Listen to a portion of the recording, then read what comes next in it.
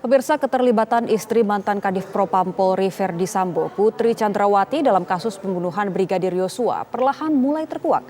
Putri disebut hadir dalam pertemuan di lantai 3 rumah Sambo di Jalan Saguling saat Sambo merencanakan pembunuhan terhadap sang ajudan.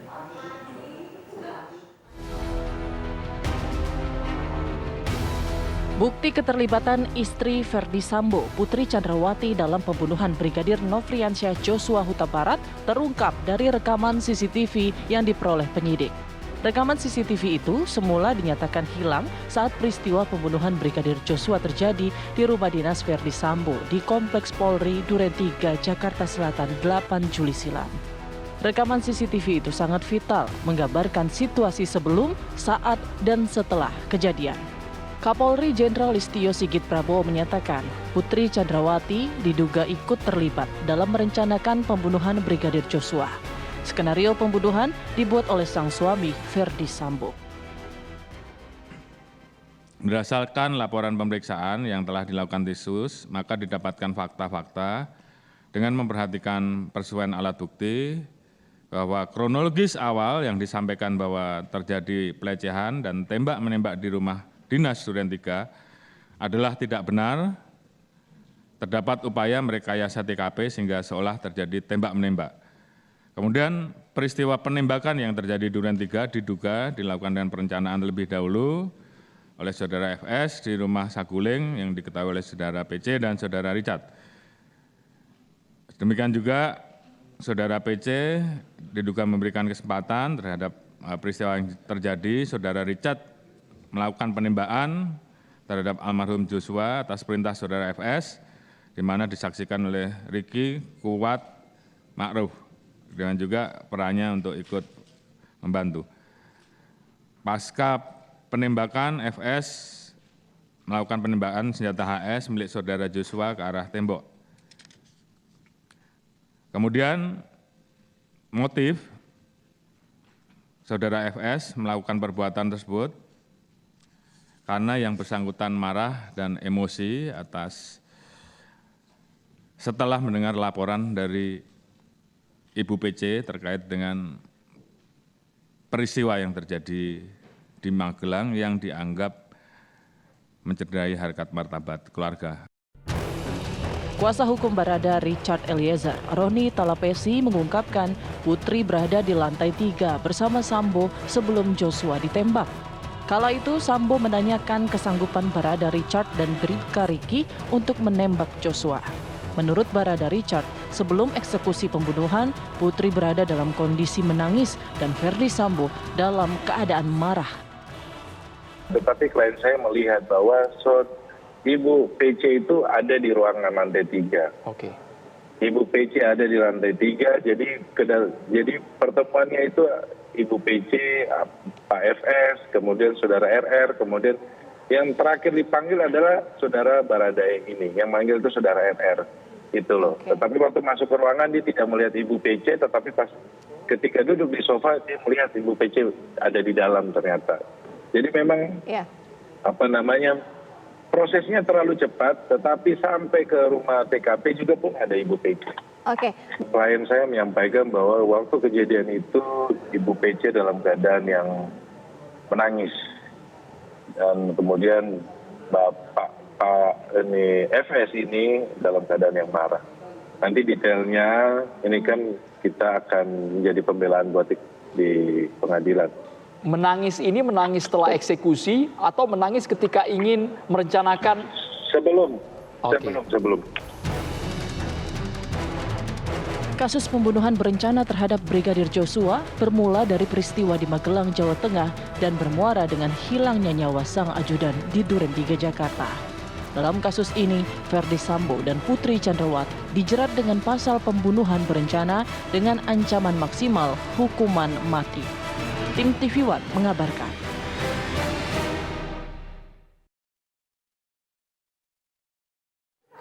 Pemirsa, istri Verdi Sambo, Putri Chandrawati bersikukuh menjadi korban kekerasan seksual oleh Brigadir Nofriansyah Yosua Huta Barat yang berujung pada kematian sang ajudan. Putri bahkan disebut ikut dalam perencanaan pembunuhan Yosua yang didalangi oleh suaminya sendiri, Verdi Sambo. Dan untuk membahas mengenai peran Putri Chandrawati dalam kasus pembunuhan ini, serta motif pelecehan yang dituduhkan Putri, kita akan berbincang langsung dengan pakar hukum pidana Hibdu Nugroho. Selamat siang, Profesor Hibnu. Apa kabar, Prof? Selamat siang, Mbak Ibu. Alhamdulillah baik. Baik, sehat ya, Prof? Sehat, Mbak Ibu. Baik, Prof, siang ini kita akan berbincang soal keterlibatan Putri Chandrawati dalam kasus pembunuhan Brigadir Yosua. Kita tahu Putri Chandrawati ini sudah ditetapkan sebagai tersangka dalam kasus ini sejak 19 Agustus lalu. Ini artinya sudah hampir 2 pekan, tapi hingga saat ini Putri juga belum ditahan. Nah, kira-kira apa yang bisa menjadi alasan kuat penyidik untuk tidak menahan Putri, Prof? Ya, seseorang untuk dapat ditahan itu ada 2 syarat. Syarat objektif dan syarat subjektif. Syarat objektif adalah tindak pidana yang diancam 5 tahun ke atas. Bahasanya dapat. Syarat subjektif adalah adanya kekhawatiran melarikan diri, merusak barang bukti, dan mengulangi lagi adanya suatu tindak pidana. Nah, mungkin syarat subjektif inilah yang menjadikan Bareskrim belum melakukan upaya paksa penahanan. Kami mendengar karena yang bersangkutan masih punya anak kecil. Nah, gitu. Nah, kalau kita lihat dari kedua syarat tersebut, sudah memenuhi semua. Tapi mungkin tambah syarat kemanusiaan, ya, kemanusiaan yang menjadikan tidak ditahan. Tapi penahanan ada 3 jenis loh, Mbak, di KUHP itu. Ada rumah tahanan negara, ada tahanan kota, dan tahanan rumah. Nah, ini saya kira ke depan penyidik harus mempertimbangkan, ya, karena ini sudah merupakan atensi masyarakat dan secara normatif adalah memenuhi syarat formil, syarat objektif, dan syarat subjektif itu adalah pada penegak hukum. Paling tidak ya, kalau melihat suatu kemanusiaan, tahanan kota. Nah itu, bukan tahanan rumah, tahanan kota.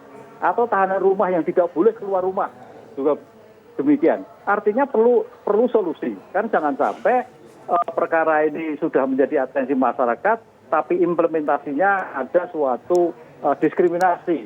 Kenapa perkara yang lain ditahan, kenapa ini tidak, kan itu. Karena upaya paksa itu juga menjadikan seseorang itu akan memberikan suatu keterangan yang sepenuhnya.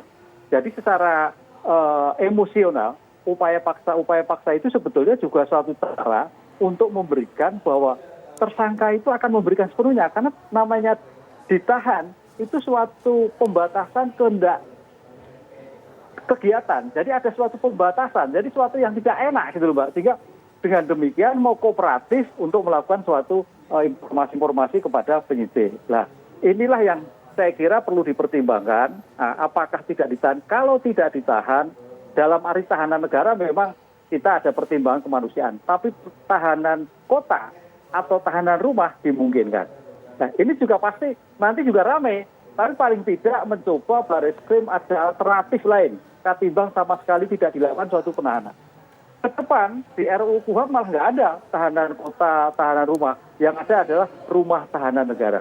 Nah, dengan demikian situasi yang berkembang sekarang ini untuk tidak menimbulkan diskriminatif ya dilakukan upaya paksa. Walaupun dengan tahanan kota atau tahanan rumah. Itu suatu pilihan yang sangat normatif tapi dibolehkan dalam undang-undang. Baik, Prof. Hibnu, hari ini kan tersangka PC ini akan menjalani pemeriksaan kedua, yakni konfrontasi. Nah, tetapi kemarin sebelumnya sudah dilakukan rekonstruksi di TKP. Nah, kalau rekonstruksi ini dilakukan sebelum pemeriksaan selesai ataupun sebelum proses konfrontasi, apakah memang lazim secara KUHP seperti apa, Prof? Ya, idealnya memang dalam suatu pemeriksaan perkara itu kan ada interview, ada interogasi, ada konfrontasi, dan ada rekonstruksi. Idealnya kalau kita bicara dalam suatu perkara yang umum, perkara yang linier, itu sudah tidak dilakukan konfrontasi. Tapi namanya suatu perkara kan dinamika tinggi sekali, Mbak. Apalagi ini perkara-perkara yang menyangkut seorang jenderal, perkara-perkara yang menyangkut tentang suatu pembuktian-pembuktian dengan kegiatan ilmiah. Jadi ada wadah suatu teori yang namanya teori menambah dan mengurangkan.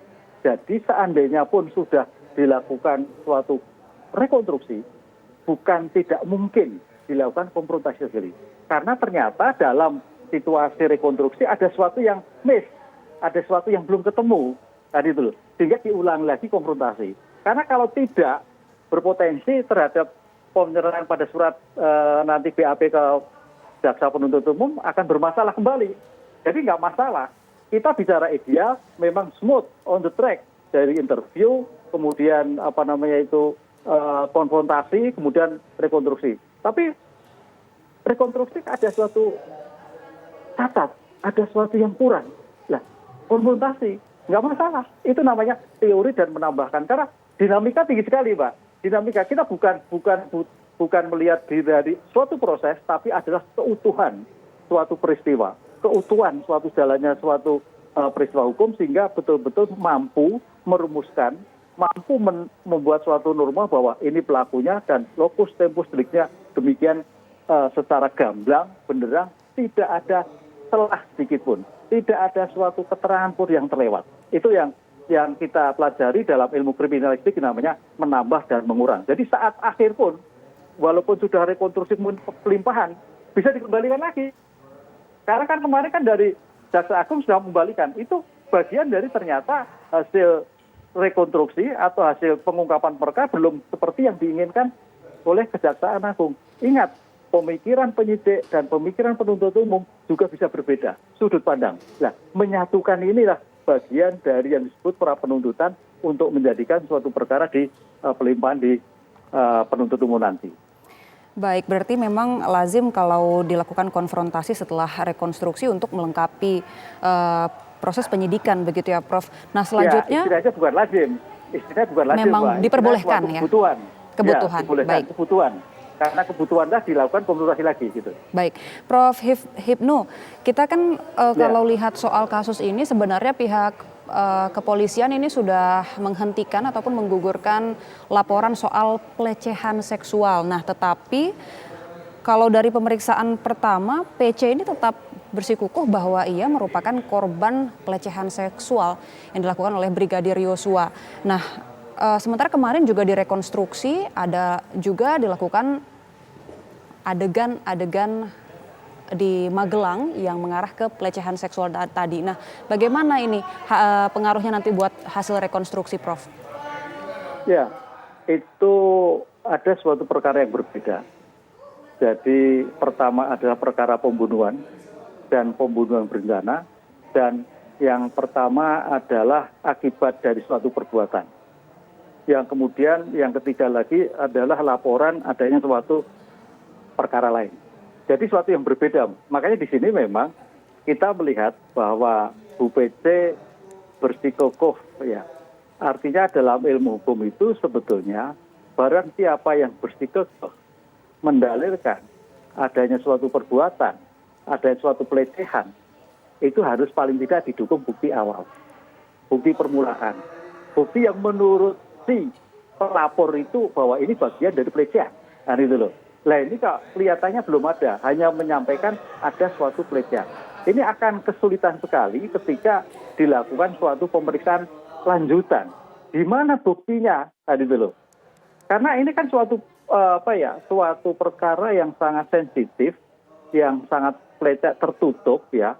Harus ada bukti-bukti. Paling tidak mungkin melihatkan ada CCTV. Oh ada gerakan yang melecehkan. Oh ada perbuatan yang melecehkan. Oh paling tidak satu. Kedua ada suatu mungkin tindakan atau tulisan yang melecehkan bersifat verbal atau non verbal bisa sebagai bukti. Nah ini saya melihatnya Bu PC belum memberikan arah ke sana, baru pernyataan.